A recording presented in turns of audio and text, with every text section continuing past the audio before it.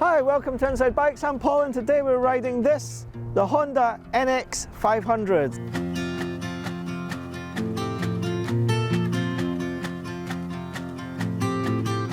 Now this is a new model, or kind of a new model for 2024. I say it's kind of a new model because it's actually an evolution of the really popular Honda CB500X, but they've given it a new name, a little bit of a restyle and a bit of a makeover. So we've taken it on the road to see what it's all about.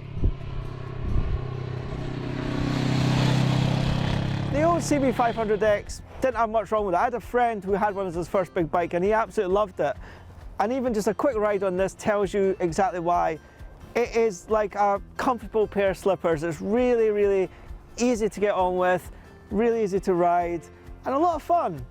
Now this bike uses Honda's venerable CB500 engine, 471cc, makes pretty much bang on 47 brake horsepower. And it makes 47 brake horsepower for a reason, because that's the limit that allows it to be ridden by A2 license holders. But don't be fooled by thinking it's just an A2 bike, it's just for newbies, because actually I'm knocking into my 50s now and I can see why this bike has great appeal. For me, Honda's great attraction, or what makes Honda great, are not the fire blades and the gold wings. It's the simple utilitarian stuff that they've always been famous for, sort of democratizing motorcycling. And this, for me, embodies what Honda's about. It's well made, performs well, looks good, and is fairly affordable. The upgrades for this year, they're not massive. The wheels are lighter, between them 1.5 kilograms lighter, and that should make the handling a bit better, a bit lighter, a bit more agile. And overall the bike's 3 kilograms lighter than the one it replaces. The suspension are the same units, but they've been recalibrated. They're Showa, they're okay. It's a little bit choppy on some of these bumpier roads we've been riding on, but for the price, which is less than £7,000, actually, it's pretty reasonable. There's adjustability on the rear for the preload, so if you're taking a passenger, you can adjust that.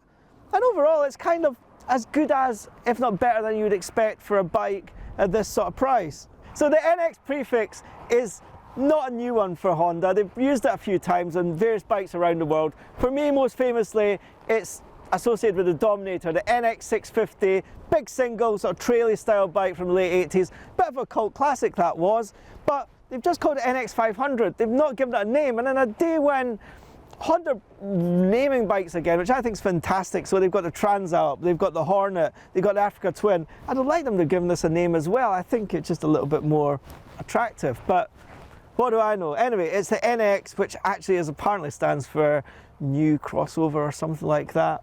It's got the popular adventure bike ergonomics. So you've got the popular 19-inch front wheel, longer travel suspension. It's got an 830mm seat height. Now that might be a little bit off-putting for some shorter riders or inexperienced riders, but I'm a shorty and actually it's really manageable. It's really narrow across here, so your gait actually isn't too bad. You don't have to, splay your legs too much. So don't be too put off by that. It's a little bit lighter than the one before. The suspension, it's okay. It's a bit choppy on these roads around here, a bit bumpy, but again, for the price, it's not too bad.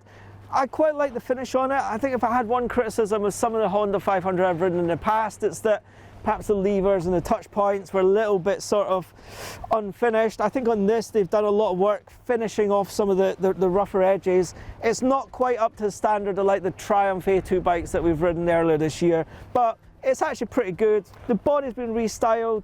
They say that it's better in crosswinds. Now, it's been absolutely blown a hoolie today, so I can't really compare last year's bike to this year's bike. But actually, considering the wind that we've been having today, it's actually been okay. Dashboard's also new, switchgear is very easy to use. But overall, I've really enjoyed riding it. It is what it is, and I can see how this has got a broad appeal, not only to younger riders and new riders, but actually just as an everyday commuter hack that does everything. Sure, more powerful bikes will be a little bit easier to carry, a pillion to do distances on, but actually as a light tourer or just an all-rounder, great job by Honda. Thanks for watching. We're going to have a full review on our website, so we'll put the link in below. Please subscribe if you want to see more of this. Till next time, ride safe.